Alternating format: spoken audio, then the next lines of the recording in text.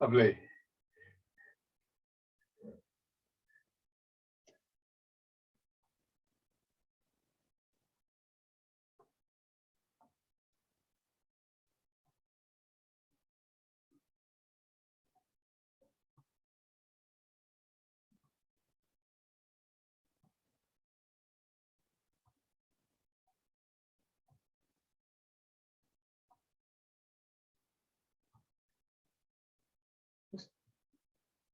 Let your attention settle into your body. Take a couple of slow, gentle breaths. Think about your overall posture. Think about where your weight is in your feet, how your hips are doing, so on and so forth. Just as a way of arriving in this space, really, arriving in your body. We spend a lot of time, quite often, kind of out there. And Tai Chi is an art that doesn't make a massive distinction between inner and outer. You know, we want our attention to be able to encompass both what's going on within us, but also what's going on in our environment around us. But the sort of baseline, as it were, the point that we come back to is inside, in our posture and our movements, sensations in our body.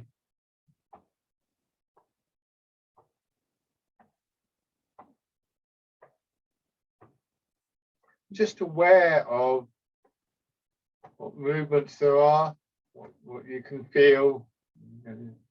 Are you able to distinguish distinct muscle groups, you know, in your back or your sides? Can you feel some of the movements there? Remember, we're trying to just move in the center of the body. So there can be a tendency for this to happen, for knees to get pulled around.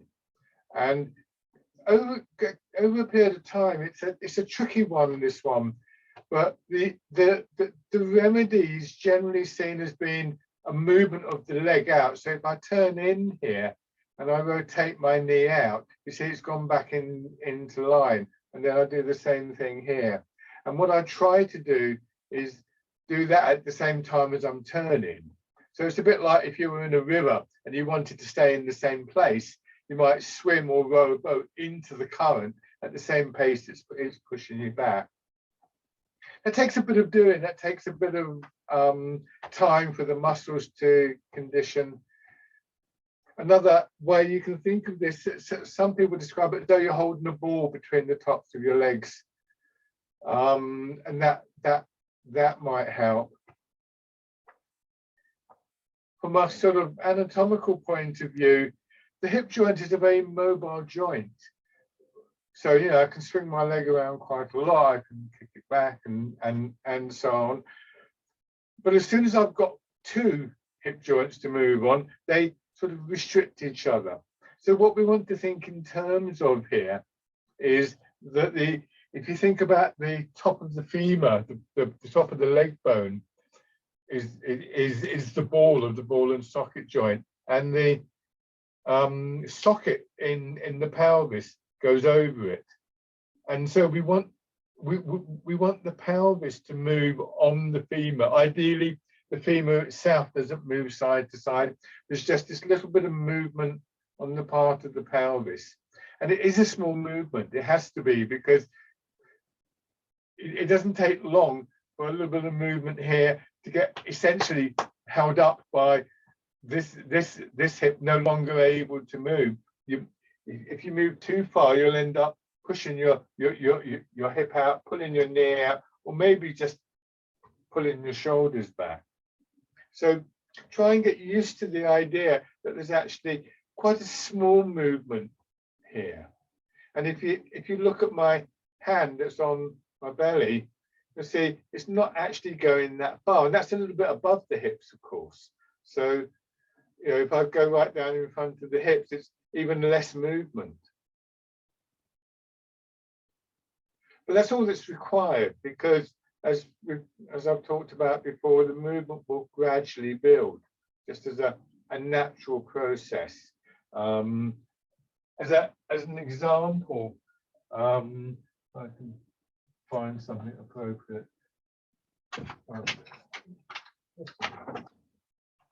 So if I have this stick here and I move it a little bit in the middle of the stick, you see my fingers aren't moving that far, but the end of the stick's moving more.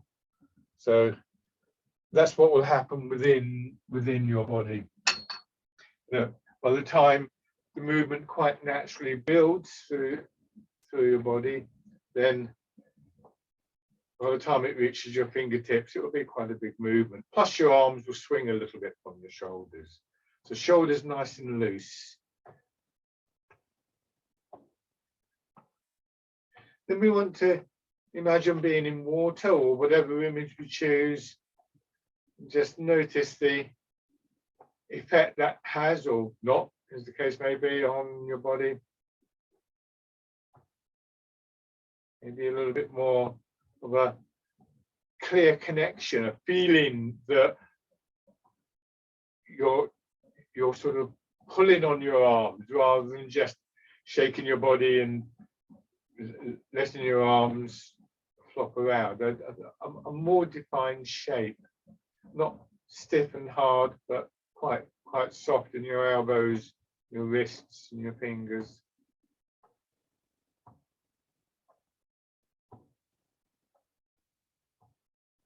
And we want this process to become just automatic. One of the reasons this exercise is so good is because it's so simple. And I mean, for me, it's very hard for me to think about just the arms. If I'm doing something with somebody and they say, do this with your arm, I have to try and work out what to do with the center of my body. Where are they facing? Is their weight moving, for instance? Which we don't move the weight in this, but all of that. So it becomes, it's just an instinctive way, an intuitive way of how you move. Otherwise, when you get particularly to the more complex exercises, but with any of them really, you'll continue to think in terms of almost a split in the body. That you're doing one thing with your hips and your center, doing another thing with your arms, and you're trying to bring them together. Actually, we want to think about it the opposite way around. We want to think about our whole body doing something, body and mind really, and then if need be, to kind of begin to separate out elements that we want to work with.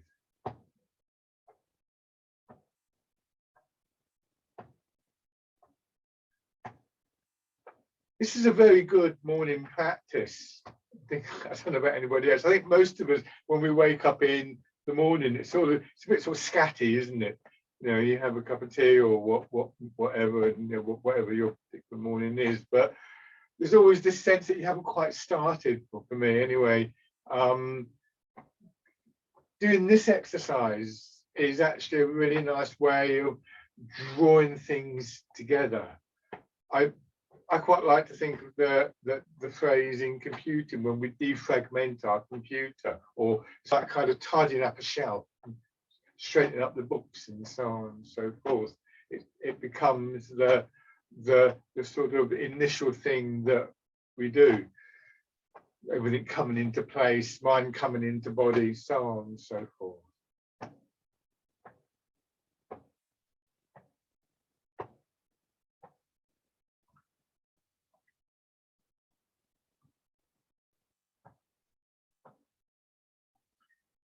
In the right position.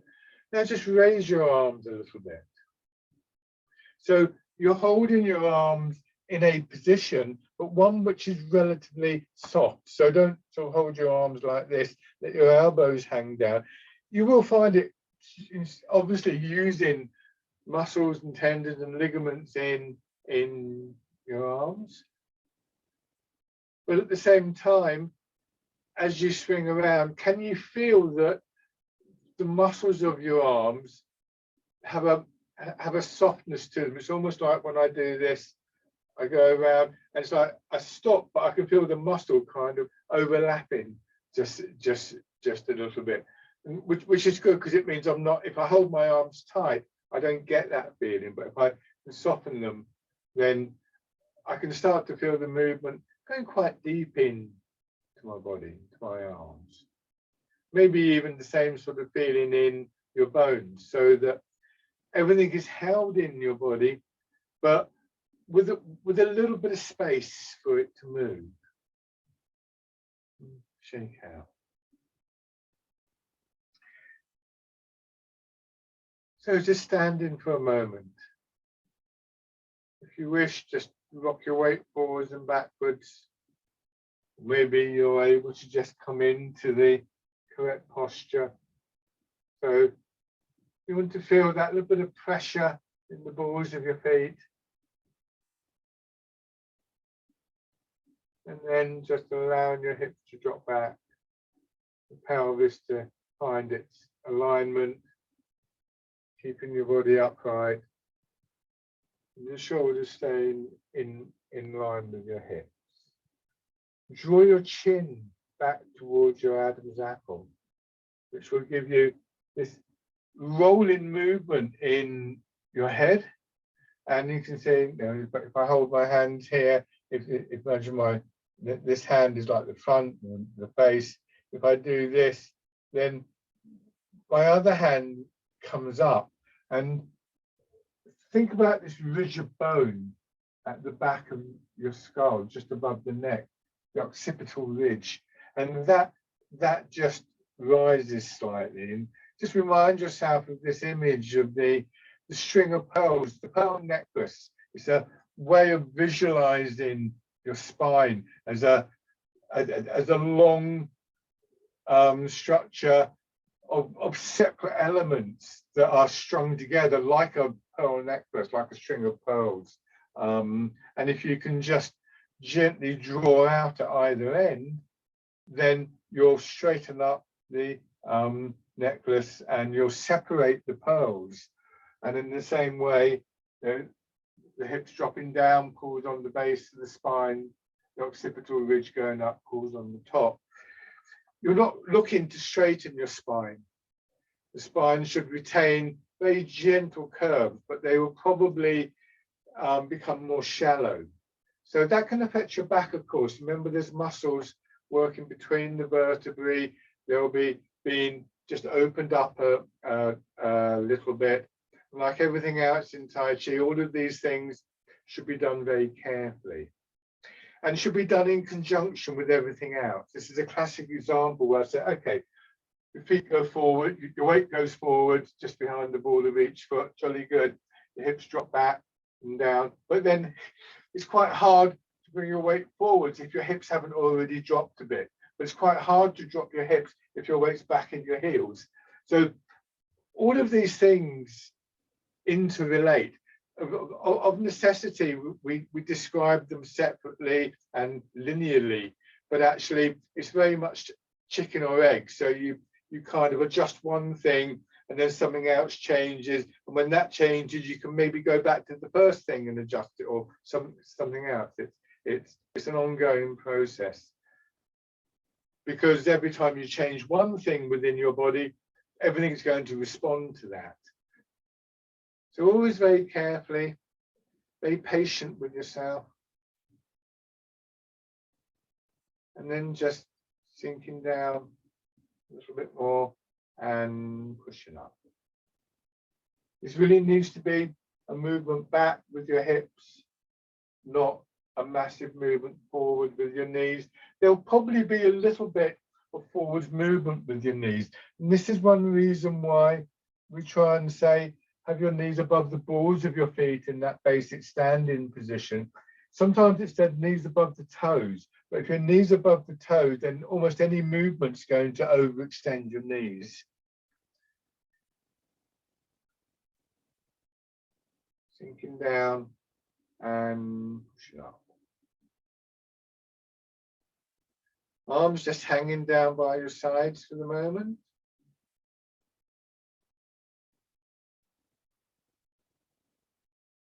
Just feel the movement of your fingers up and down.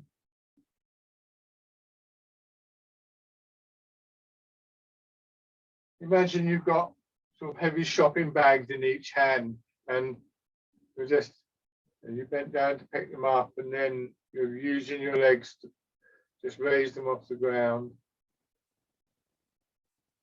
And the better aligned your spine becomes, the more efficient the transmission of the movement through those individual structures, the vertebrae, the cartilage pads.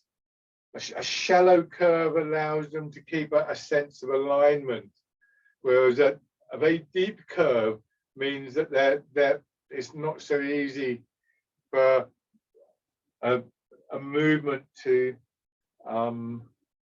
be transmitted. You can align a billiard balls on a table. If they don't have to be in a straight line, but if they've got a gentle curve, each one will still hit the other one. But if it's a really sharp bend, then the one behind will only just clip the one in front. So this image of the pearl necklace is a very useful one, a rather lovely one, and helps to generate a sense of movement and energy through the spine itself. And then this very simple exercise, you can really begin to feel that.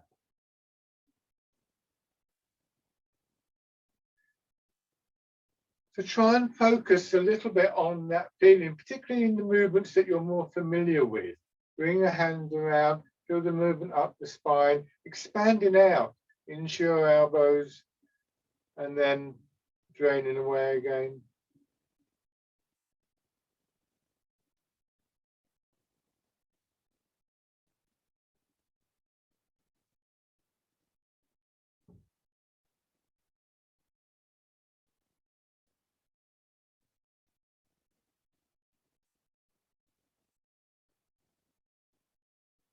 Expanding, contracting.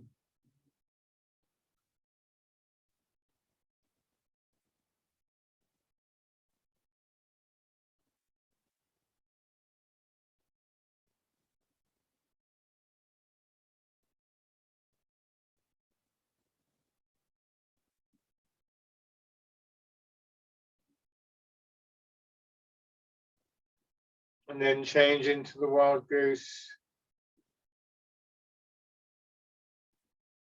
When you push up, you're leaving your center of gravity behind. You're growing out of your root. So try not to let your weight come up. Feel, your legs expand, the spine expands, rather than feeling that somehow you're going from here to here, sort of tightening up. You don't want your back and your spine to have to sort of go back to bearing a large amount of your weight. And then heart in the clouds.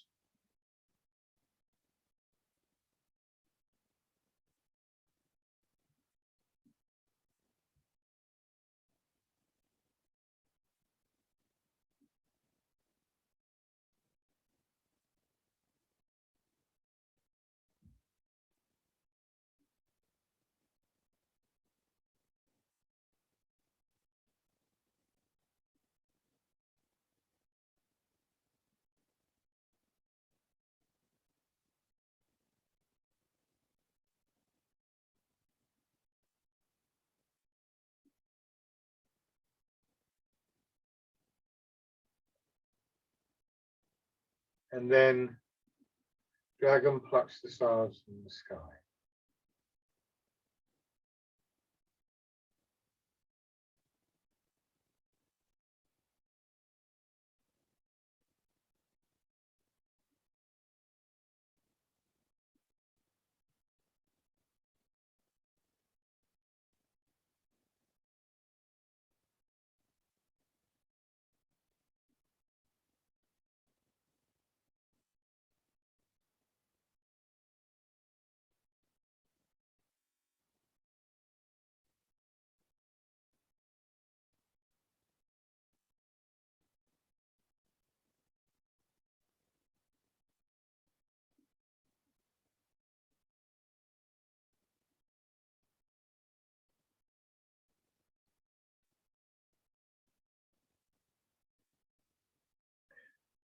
One more time. So once we've got that feeling in the spine, that sense of space between the individual components of the spine, we can then begin to appreciate how the turn builds up. So pushing in 4 directions. The first one really gives us that opportunity to lengthen the spine. But then here, it's almost like you're turning your hips and you turn vertebra by vertebra. Feel the movement building in that expanding spiral.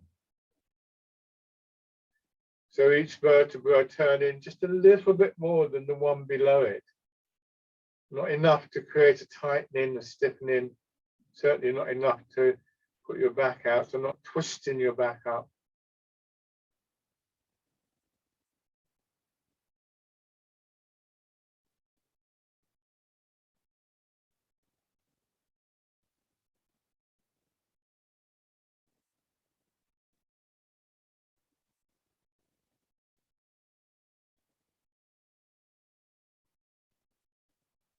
Again, it helps if you're not too focused on your arms, your hands.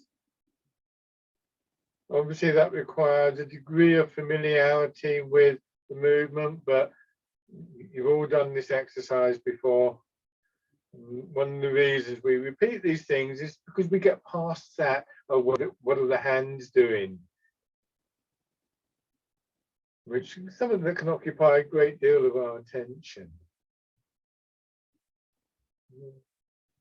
Yeah, we know where the hands are going to go. We know what we have to do with them.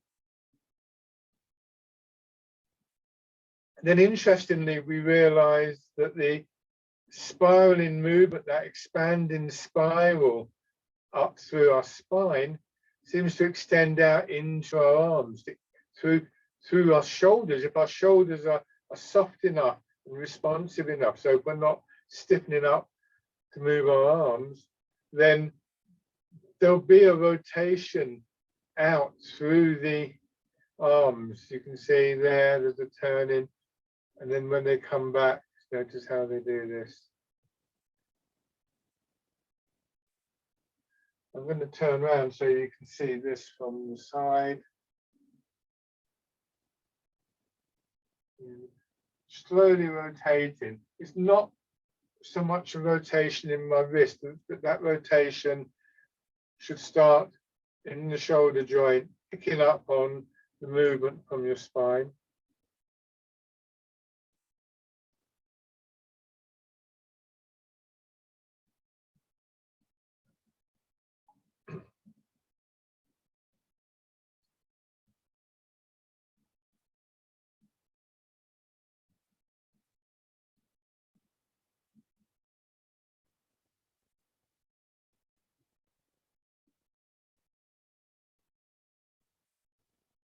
Good, and then changing to circling palms.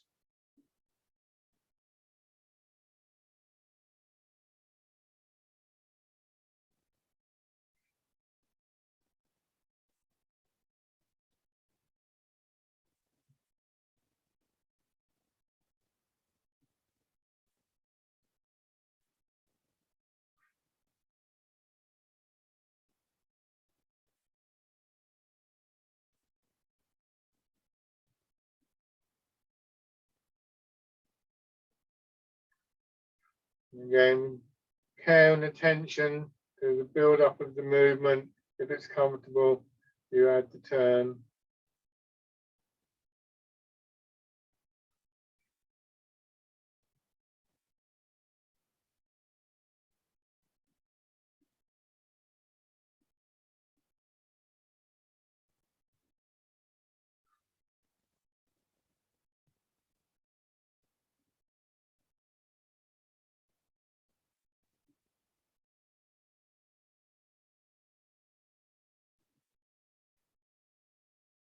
Switch sides.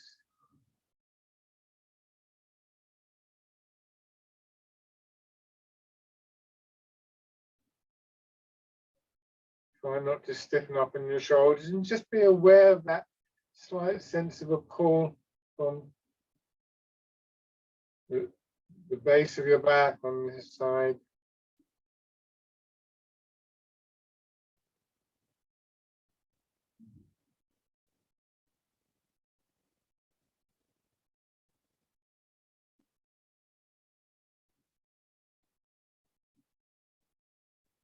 and turn.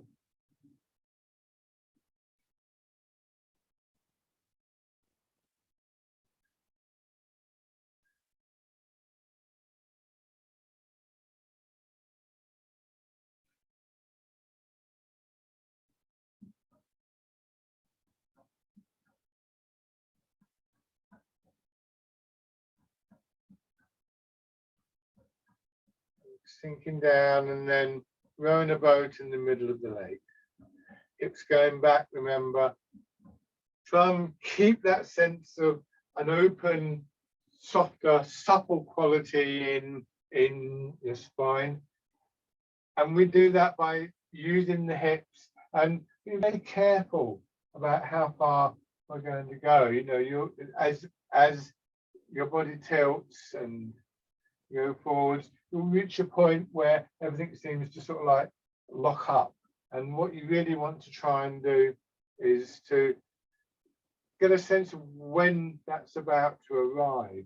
And so you get, and then you just think, okay, I'll come back, and so on and so forth.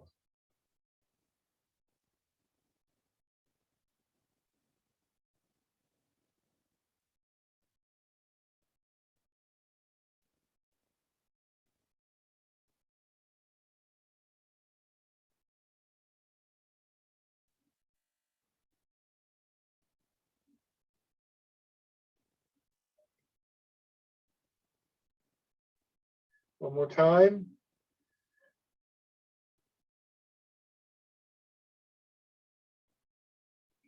Polishing the table.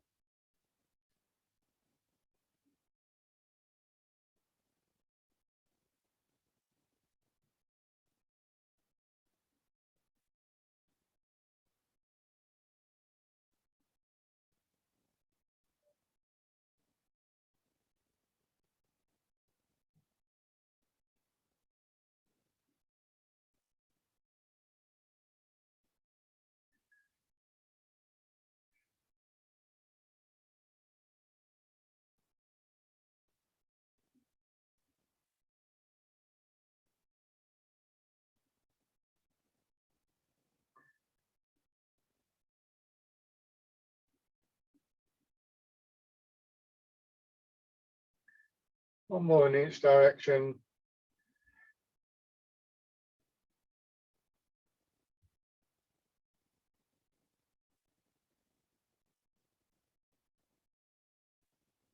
And then just come back to standing.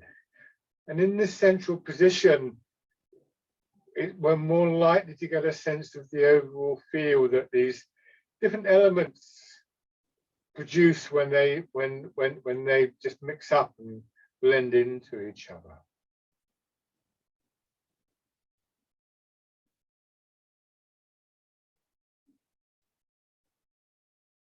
And just shake out. So what we start to get is a sense of general pathways of movement, that spiraling movement up the spine, maybe out through the arm, but also in the leg as well.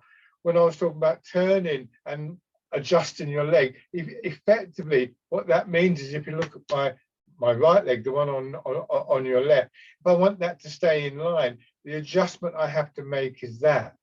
It's that movement, a rotation outwards.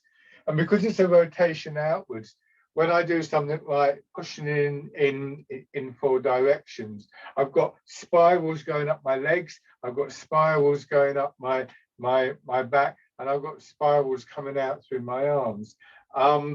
Sometimes in books on Tai Chi, you'll see pictures of people and they have all these sort of spirally movements up and down the pathway of the energy, the movement pathways.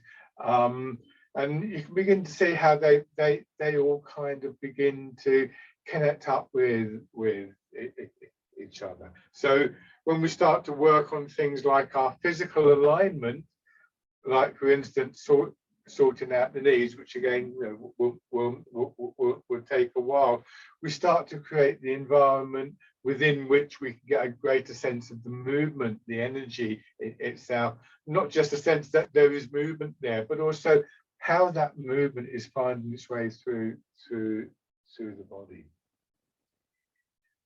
Staying with the spine for the moment, and we're going to do the exercise bear play. Just when I get a drink. So we'll build it up slowly as always. Bear play is an interesting movement because we have the potential to swing the hips and the shoulders a little bit more. It means that we don't hold to the same precision of alignment. However, what's important is, the shoulders will move, but we don't want to be out here. We don't want to go too far. As soon as there's any sense of pulling in the body, it means, or straining against each other, it means that different parts of the body are then trying to move in different directions. And we want to retain that sense of the whole of our body committed to a particular movement. And remember, we're talking about spirals, we're talking about circles. So if I do, say, this movement and I turn this way, then as I pointed out before, the rear of the body, if we think of it in terms of linear directions, left, right, up, down, forwards and backwards, the rear of my body is going in the opposite direction. But if we can revise our thinking to see the movements as circular movements, then actually it's a clockwise movement around the center of my body, or an anti-clockwise movement around the center of my body. Another example of where we just very gently shift our perspective and how we're viewing the movement. So bear play, from the most basic. So go back to this movement, pushing up and sinking down. When you come up, the maximum height should still leave you, or you should arrive in this position with that slight curve in your knees.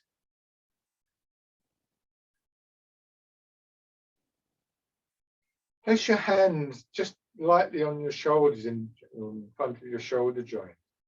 And as you push up,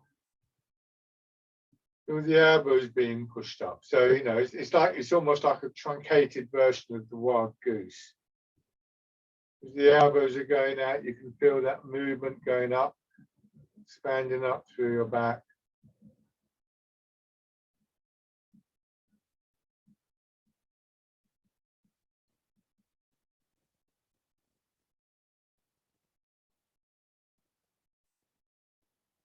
And then push up, and this time, as you sink down, turn to your left. Let your elbow come down as much as you can, so it's pointing down at your knee. Push up, turn to your right, let your left elbow point down towards your knee, and let your weight begin to move. So you should be in the right leg now, elbow pointing down. You come up, the elbows start to expand, you go over until you're aligned over the left leg, and then you sink down and the elbows come around. So this is the basic movement, and you can feel here that there's this sort of rolling movement in hips and shoulders. I'm exaggerating a little bit here, but if I put my hand on my hip, you can maybe see that it's doing this sort of circular movement. My shoulder, again, the top bone of the arm moving in the shoulder joint, but because we're moving quite a long way, there is this rolling of the shoulders as well. Maybe a little bit of sliding around in your shoulder blades, and of course this lovely sort of fluid movement through our back and our spine.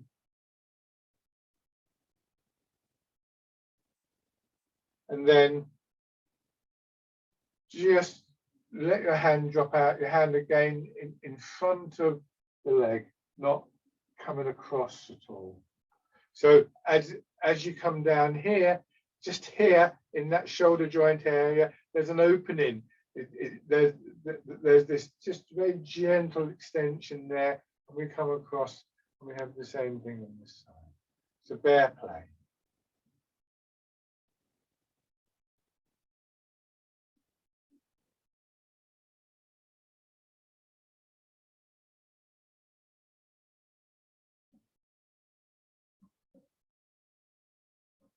strictly speaking, this should be seen as part of bear play. Bear play itself is quite an involved set of movements, quite a long set.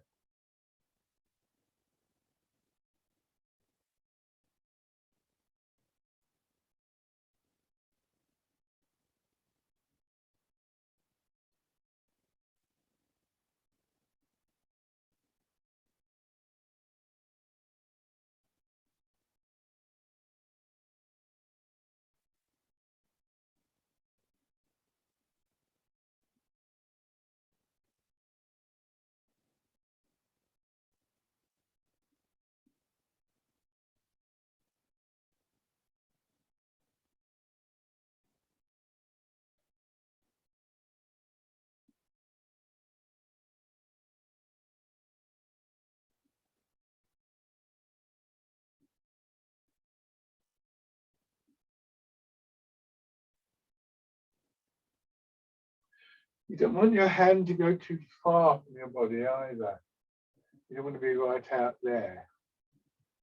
So there's a strong downward movement here. But the other examples I've given don't really help. What you can do, you imagine as you sink into the leg and drop down, imagine you're in water and there's a ball underneath your hand. You're just trying to push the ball down into the water. So you wouldn't want to do it right out there. You want to get your weight above your hand.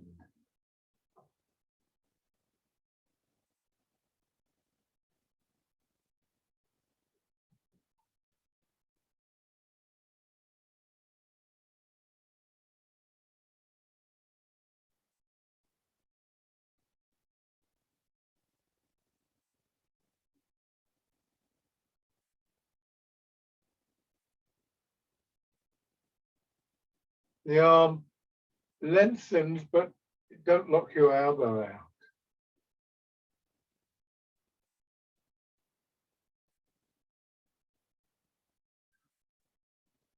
Just focusing for a few moments on that feeling of movement, of energy in your back and spine.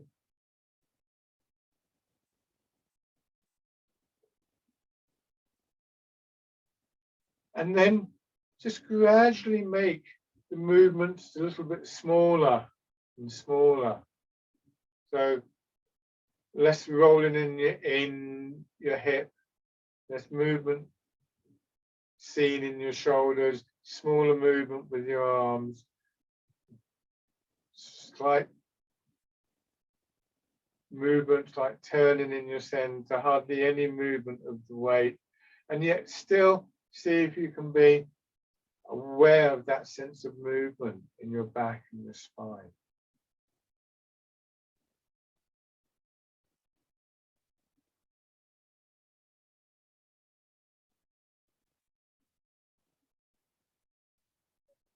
And then just come to a halt.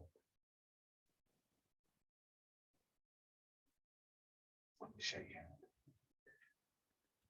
It may be that in making smaller movements, you became more aware of what was happening in the spine. As always, we tend to overdo the arms. There's always a tendency to sort of like do that, which will actually create a blockage in other parts of your body when you do that, probably around your shoulders or your back, and it will also dominate your attention.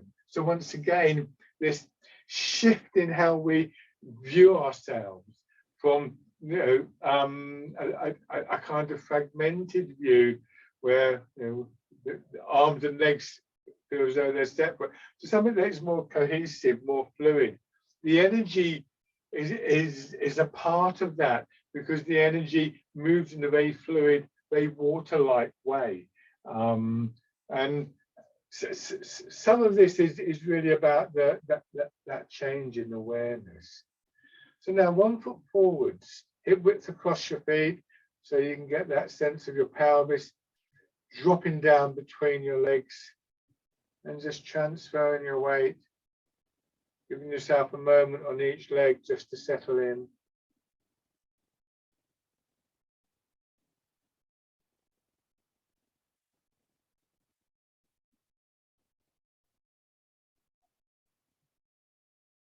and see if you can pick up some of the feeling in your back and your spine again. I notice it best when I'm going forward. So I start in my back leg and it feels like there's a direct connection there.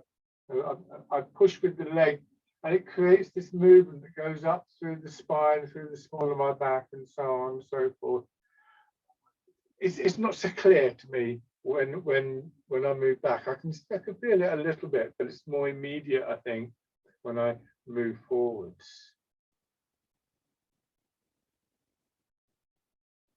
And that's important that we feel that the legs are the primary driving force in this, as in many movements. So that we get away from the urge that we have to sort of angle forwards, for the shoulders to go forwards. This is a very common habit, and it comes from an efficient walking process. But actually what we should be doing in everyday walking is not just pushing the shoulders forward, but tilting our body from our hips. And there's a difference there. So this is good practice. Again, you could imagine doing this in water, so that there's a sense in which your shoulders, your chest are being held back a little bit as you go forwards. And then raising your toes and your heel.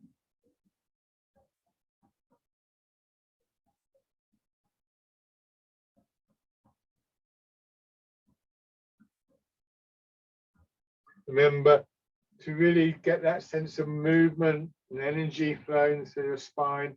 You really need to make sure that your center of gravity is below your hips. Ideally, a sense that your center of gravity is somewhere in the ground beneath you, so below your feet even.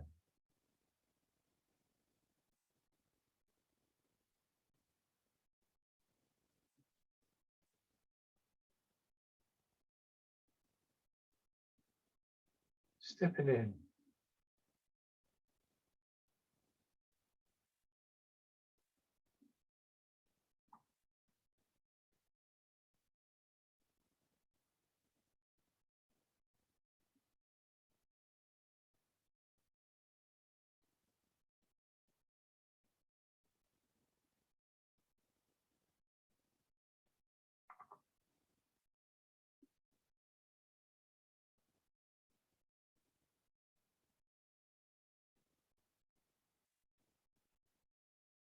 On the other side, you may find those connections work better on one side than another. It's not at all unusual. There can be all sorts of reasons for that. There's one leg that we're more comfortable on for some reason. If there's been an injury or something like that, then that may make a difference. But we tend to favor one side. We're more used to using one side. So some of those differences will balance up over a period of time. So in bear play, we were actively going up and down, but mostly we don't. So again, I'm trying to maintain a level line for my hips and my shoulders as much as I can, but not, as always, not stiffening up, not straining for that.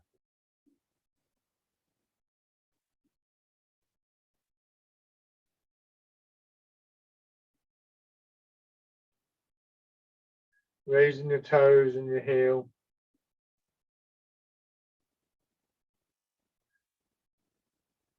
So if we wanted to do this more quickly, if we wanted to put more power, produce more momentum, then that, what I'm talking about with that tilting of the pelvis, would be appropriate. So it's appropriate in normal walking. But the tilting would be done in the same way as we do rowing a boat in the middle of the lake, with the hips going back, not just pushing our shoulders and our head forwards.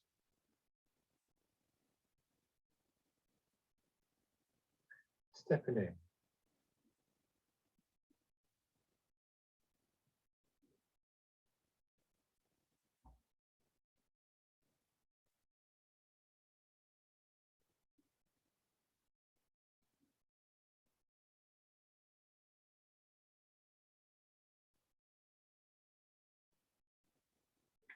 and then step through.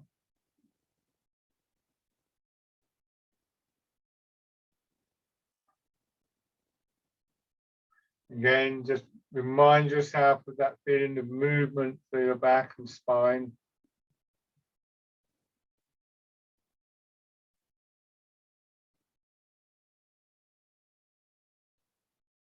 Change direction.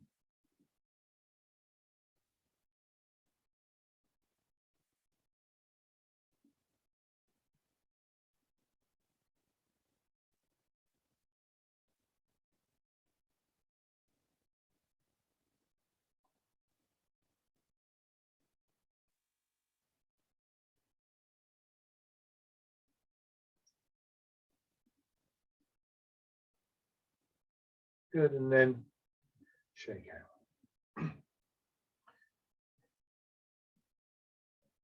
Again, those are movements that we want to try and build into being quite intuitive. It's good to think about these things. It's good to be reminded of, yeah, shoulders in line with hips and so on and so forth. But if we have to think about them every time, then it's not going to be possible to really get the rest of the movements going. So have your right foot forwards. Sink your weight into the front leg, hands down by sides. We'll do bird folds its wings. Sinking back and pushing forward. So again, we have that spiraling movement extending down into our arms and our hands.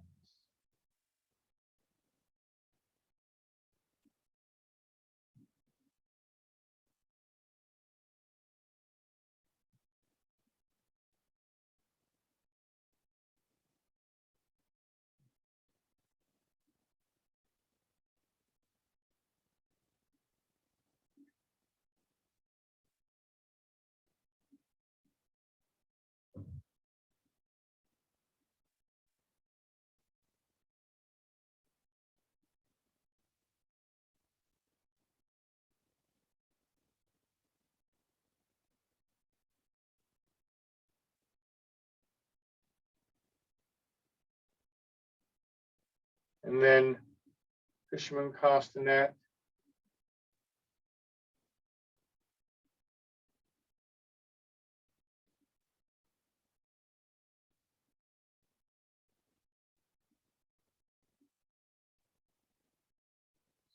Straight forwards and backwards now. Mostly a sense of pulling on your arms and your hands. They only swing beyond our hips as we settle into each leg. Remember that wave of movement going up your back.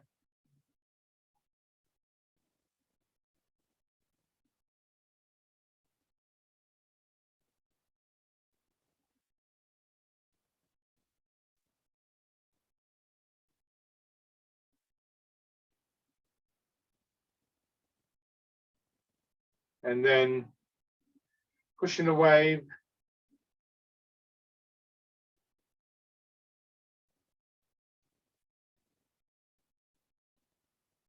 Here again, we have that little bit of a spiraling movement to our arms.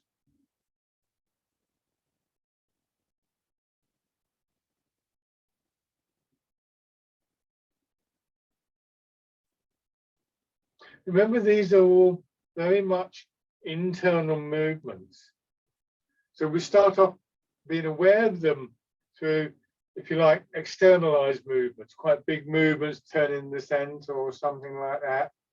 But they soon become the reason for those bigger movements rather than the other way around. And then wind blows the willows.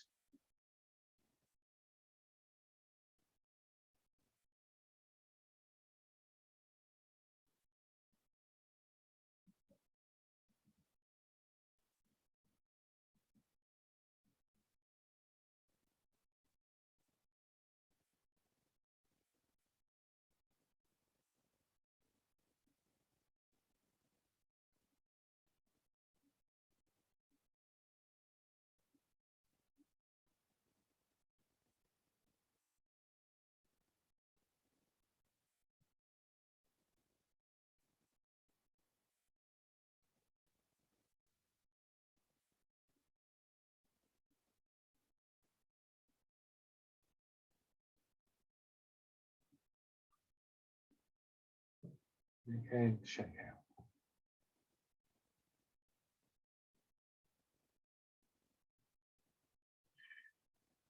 Left foot forwards, weight forwards, bird folds its wings.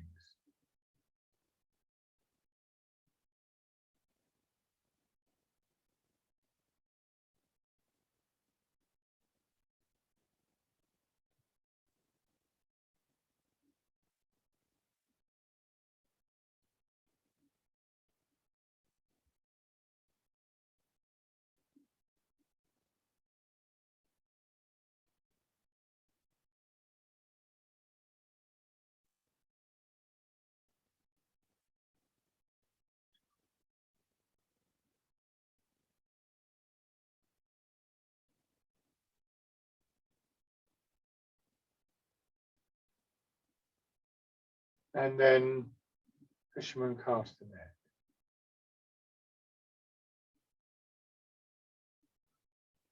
Pull in on your arms.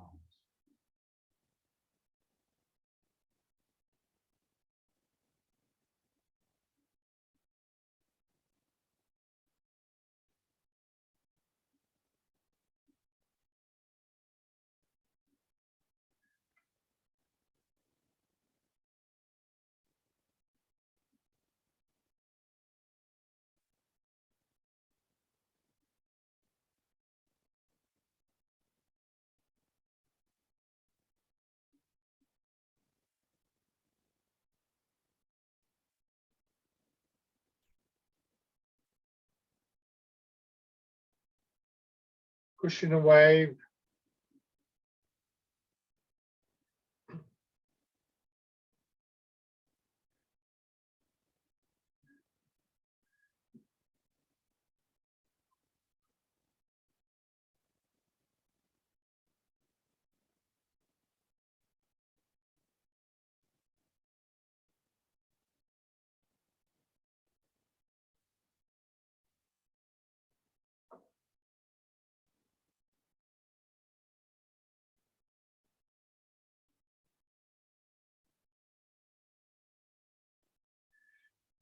And wind blows the willows.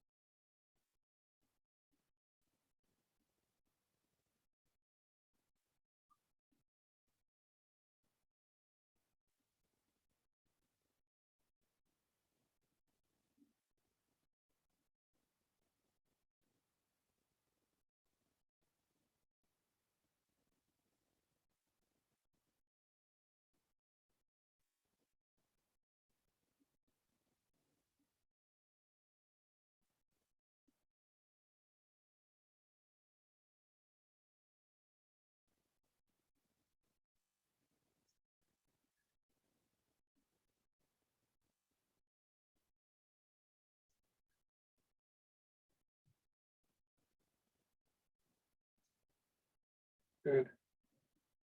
Okay, and then come back to the parallel stance.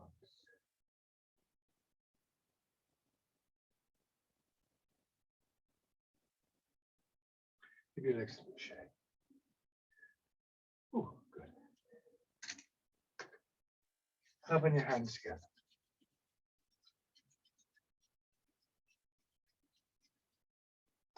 Tapping over your face.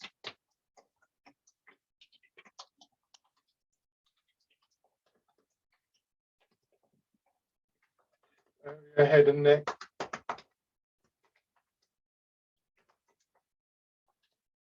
Down to one shoulder and your arm.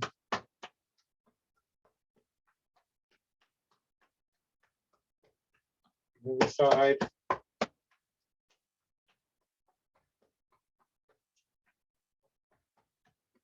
And your back.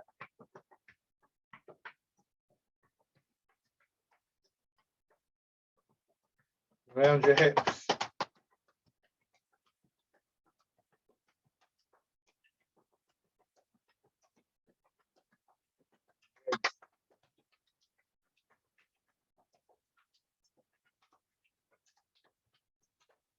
Penny.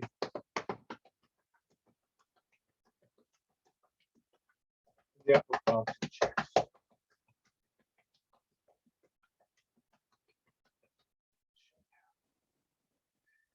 So all of these little postural adjustments, they take a while to really embody, and none of them are sort of crucial in the sense that if you don't do it straight away, everything's going to go wrong.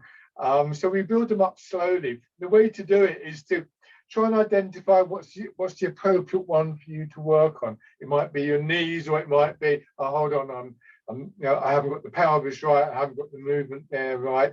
And just in your own practice, spend a little bit of time just looking at that. So if, say, it's the knees, you know, maybe do this exercise and think, oh, now that back knee keeps coming in, what can I do to correct it? And then you'll find that the angle of your upper body changes and things like that, but don't worry about that. But don't expect it to have an immediate result. Just keep doing that and let it kind of accumulate over a period of time. And then every now and then, when you're doing, I don't know, bigger exercises like wind blows the willows or whatever, just check and see how far it's managed to integrate itself into those things. Otherwise, it can become very frustrating in my experience. You can get to a point where it's like, I can't do this exercise, I can't practice because I can't do X, Y, or Z. And it shouldn't be like that. It should be a gradual sense of change and a recognition that you change one thing and everything else will change. So, you know, again, oh God, now I've got to do that. It's like, yeah, okay, so the next stage is that. Remember, we always work from the legs upwards in Tai Chi. So, you know, feet are a good place to start. So embrace tiger, return to mountain, sinking down, pushing up.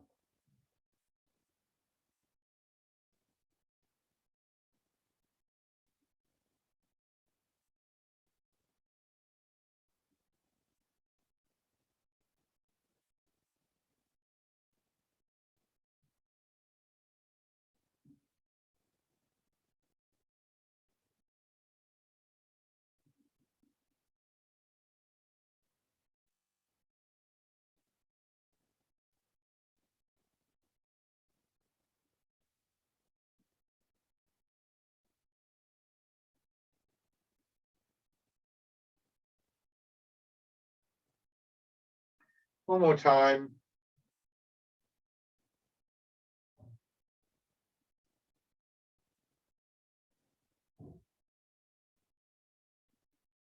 And rest.